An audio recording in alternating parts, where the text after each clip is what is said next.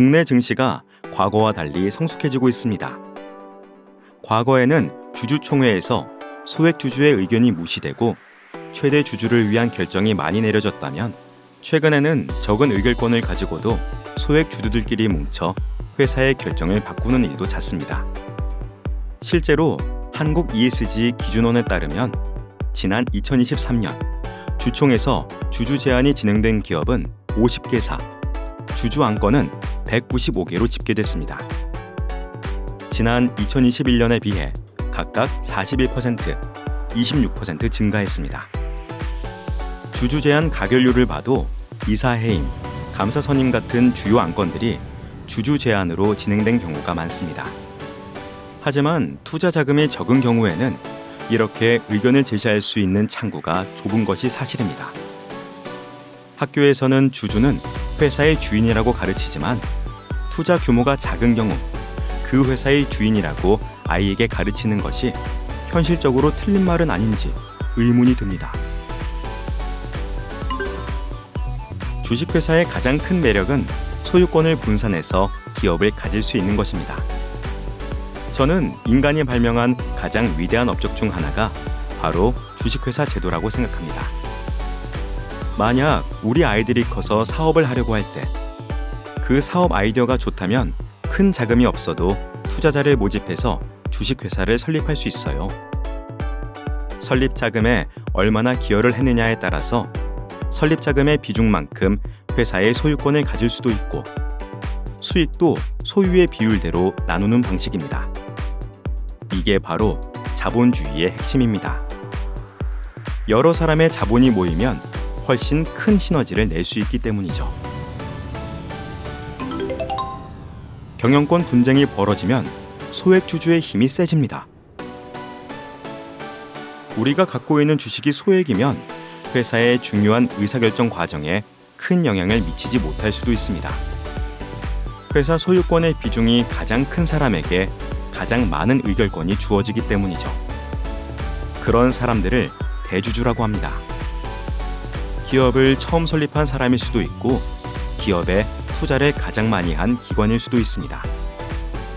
하지만 우리 같은 소액 주주의 의결권이 빛을 발하는 때가 있습니다.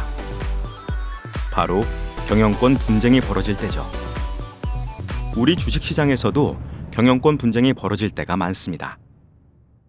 만약 A라는 대주주가 주식을 48% 갖고 있고 B라는 2대 주주가 주식을 47% 갖고 있다고 할 때 나머지 5%의 주식은 아주 중요합니다.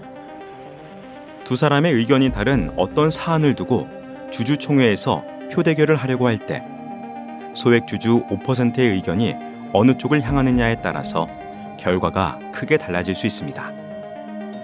A와 B는 5%의 소액 주주에게 자기 편을 들어달라고 엄청나게 사정을 합니다. 주주들을 따라다니면서 의결권을 위임해달라고 하기도 합니다. 대주주들이 직접 소액 주주들을 따라다니면서 의결권을 위임해달라고 할 수 없으니 의결권 위임 업체들도 많이 생겼어요. 그만큼 경영권 분쟁이 늘어났고 소액 주주의 힘이 커지고 있다는 방증입니다.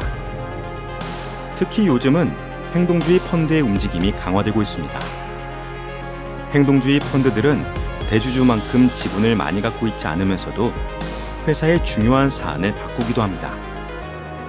단 1%의 지분만으로도 회사가 주주들의 이익에 반하는 행동을 하면 언제든지 이의를 제기할 수 있습니다. 최근에는 회사의 잘못으로 피해를 입었을 경우 진행되는 집단 소송도 늘어나고 있습니다.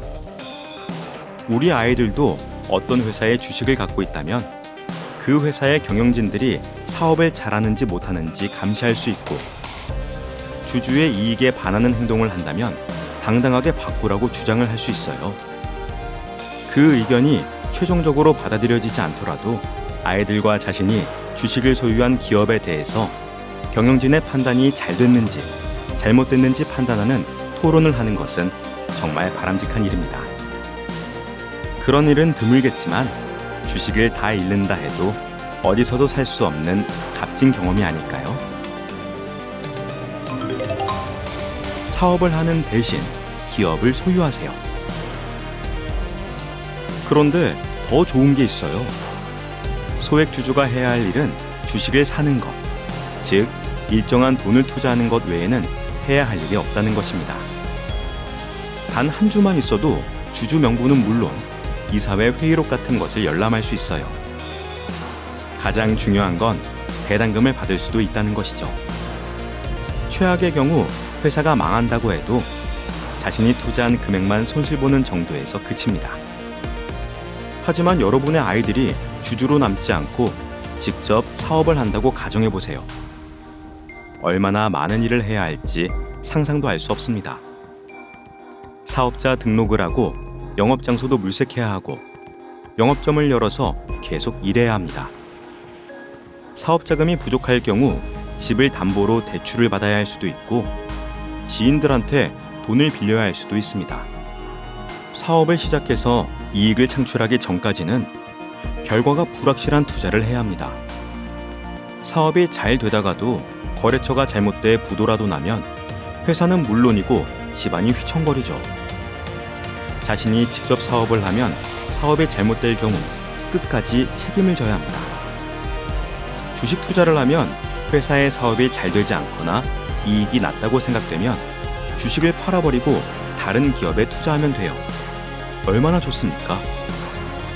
이사나 직원이 제대로 일하지 않았다고 판단되면 이들이 책임을 지도록 경영진에게 요구할 수도 있습니다. 경영진이 일을 잘한다고 판단되면 더 많은 주식을 사서 지분을 늘리거나 아예 회사를 인수해서 운영해 볼 수도 있습니다. 이렇게 매력적인 제도가 또 있을까요? 저는 인간이 부의 축적을 위해 만든 최고의 발명품이 주식이라고 생각합니다. 소유 주식이 많지 않더라도 얻을 수 있는 이익이 많으니 하지 않을 이유가 없습니다.